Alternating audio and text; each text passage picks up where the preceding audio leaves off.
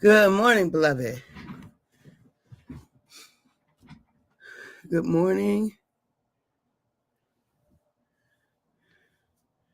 Good afternoon. Good evening. Whenever it is that you, and you are watching the broadcast. Hello, hello, hello, hello. It's wonderful to connect with you. Wonderful to say hi. Hello, how do you do?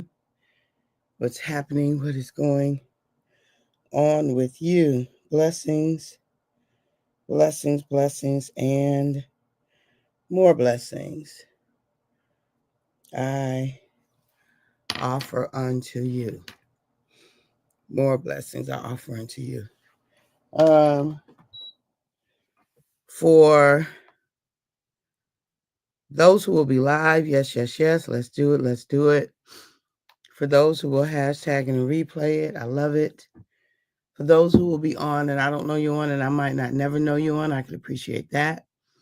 And then for those who will be used by Papa at some point down the road, let's make it do what it do. Okay? I'm grateful for you. Grateful. All right. So we're still talking about emotions, and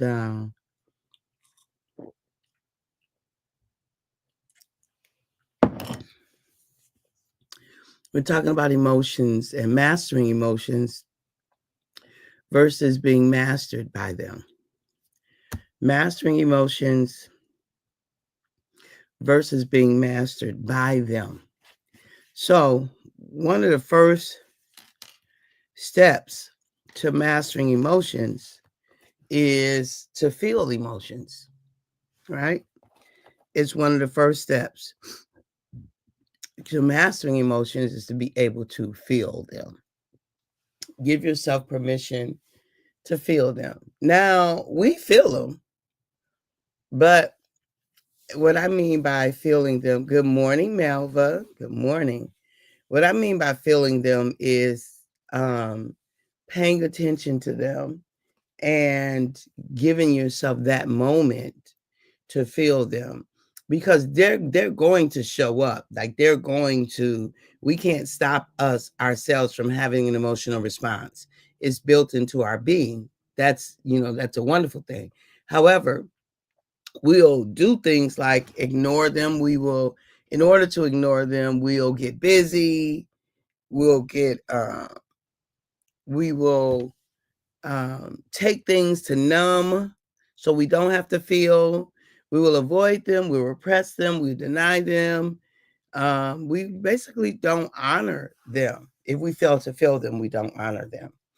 But feeling them is what's necessary to help for them to not stay so long if we don't want them to be here.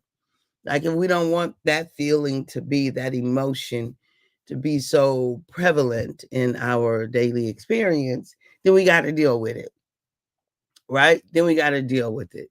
There's one book that says you can heal what you feel, you can heal. You can heal what you feel, something like that. And so we got to feel it. Feel the emotion, name it. What is it?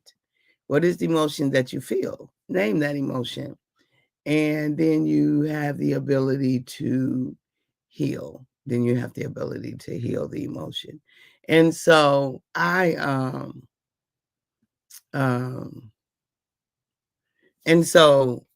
so that's why, where's my feeling wheel? That's why having something like the feeling wheel is important, right? There are all different versions of this, all different kinds of versions. Having something like this is important because this gives you your tools. Oops.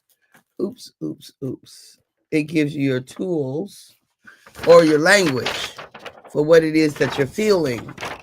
What am I feeling? And why am I feeling that way? And what would I prefer to feel? Do you see?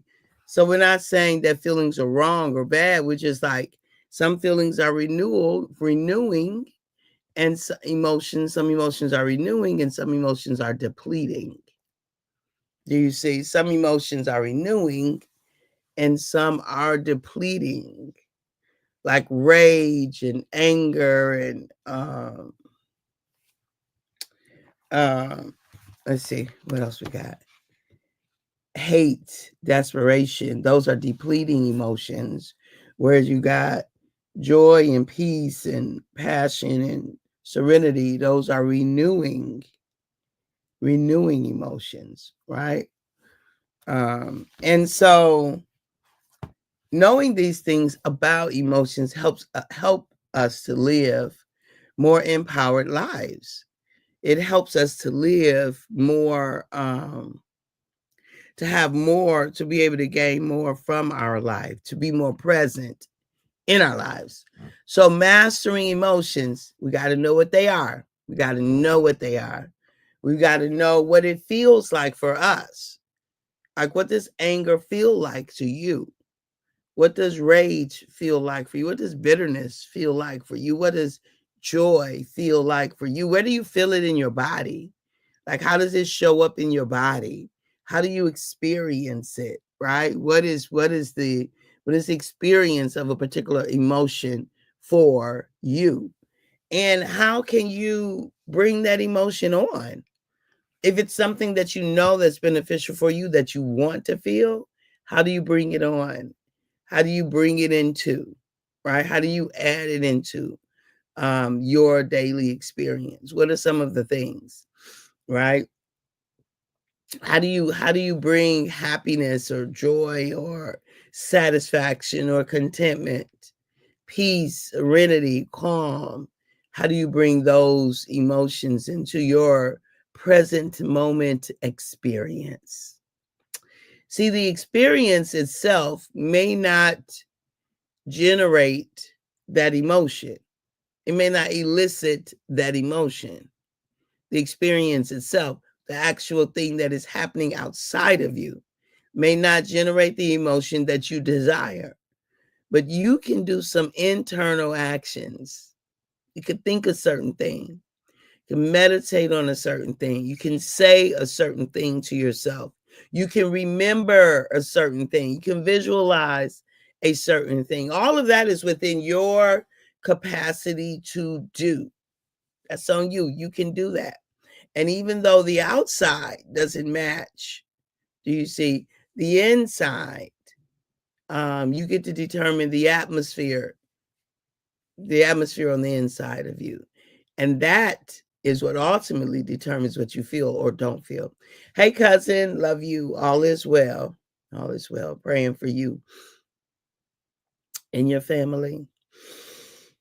Yeah, you get to decide what that inside looks like for you, what it does and what it doesn't look like. Do you know? And so I invite you to just start doing some work. Go on the World Wide Web, go on the internet, and get you a feeling wheel, one that really works for you. And I like this one. Let me tell you why I like it. I like it because it shows one side, feelings when your needs are met. Do you see that? Feelings when your needs are met. And then the other side, feelings when your needs are not met. All right, and you start in the middle and you go out.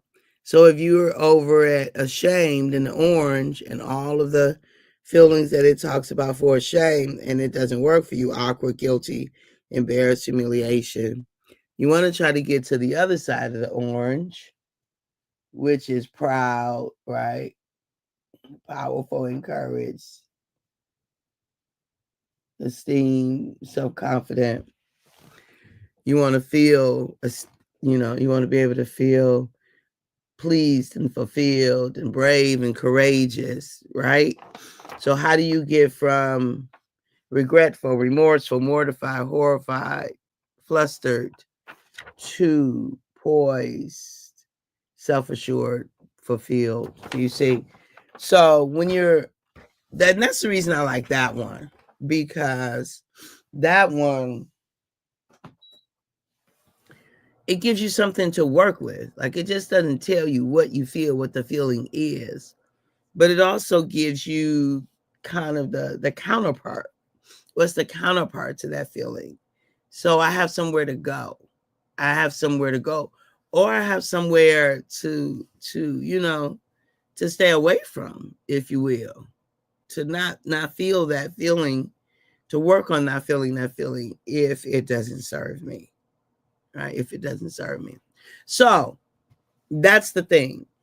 Think about this. Now, why I spend my time talking about this kind of thing, and I talk about it a lot, but the reason I spend my time talking about this kind of thing is because, do you know how many people, can you imagine how many people have ended up in horrific situations because they did not know how to master?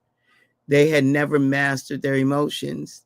They didn't really know what they felt, why they felt it. They didn't know how to get out of that feeling.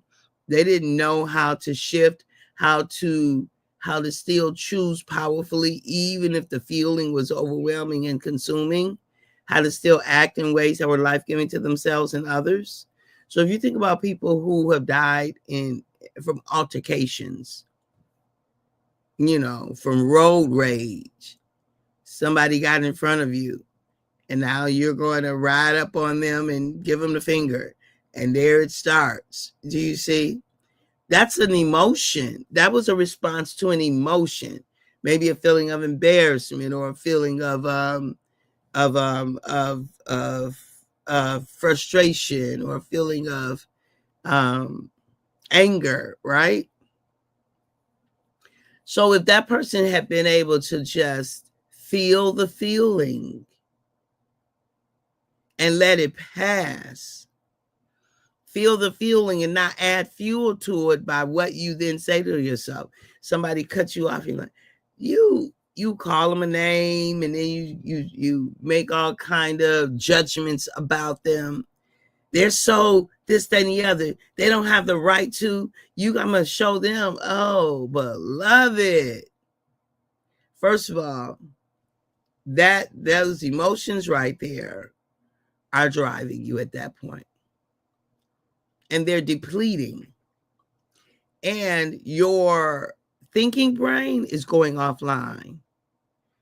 Your amygdala, oh, it is lit up, and our amygdala will have us doing some things, right? If our thinking brain goes offline, we are like sheer emotion, like baby children, right? Children at times are sheer emotion. They put no thought into what they're doing. They're just like a whole ball of emotions. And that's okay for children. It's not okay for adults with things that can become lethal weapons, like vehicles, or adults who actually literally have lethal weapons. It's not okay for them. Do you see? And so, good morning, Ray Price. Good morning. Good morning. So that's one of the reasons that I spend my time talking about things like emotions, because it is absolutely, we're powerful when we are able to manage our emotions, when we're able to know what we feel, know why we feel it, and know how to get to a feeling space that serves us if our current feeling space does not, right? Know how to get to a feeling space that is of service to us when our current feeling space does not serve us. Do you see? And so I invite you to get yourself a feeling wheel and to start kind of like you can just jot down, pay attention to what you're feeling. Choose a particular time of the day. If you could do it every day at the same time, just to kind of track a pattern. Choose a particular time of day, go to your feeling wheel and say, okay, this is what I'm feeling right now. Were you feeling that yesterday at that time of the day? Do you know? And so just so that you can become more and more familiar with putting language to your internal experience. Putting language to your internal experience. I think it helps us to be very powerful when we can put language to our experiences. Okay? So that's all I have for you today, beloved. At the moment that Abba gave us our breath, me and you, we forfeited, we relinquished. You and I gave up the right to not be amazing. I love you. I do. I really do. I appreciate you. I value you. Thank you. We are powerful by design and powerless by choice. Ooh, that's good, Melva. That's really good. Wow. Wow. That's giving me something to think about. I need to take a picture of that. Wait a minute. Wow. Powerless by design, powerful by design, and powerless by choice. Ooh, that's so good. That's so good. Thank you for that contribution. Oh my God. That's right on. You're right. You're right. Powerful by design and powerless by choice. All right, girl. You gave me something to sink my teeth into this morning. I appreciate you. All right. Have a wonderful day, everybody. Be blessed beyond measure. Because as Melva said and reminded us that we are powerful by design. We are absolutely powerful by design. And if we don't align with the design, like if we don't leverage the design, then we find ourselves being powerless by choice. Have a fantastic day. Bye-bye now.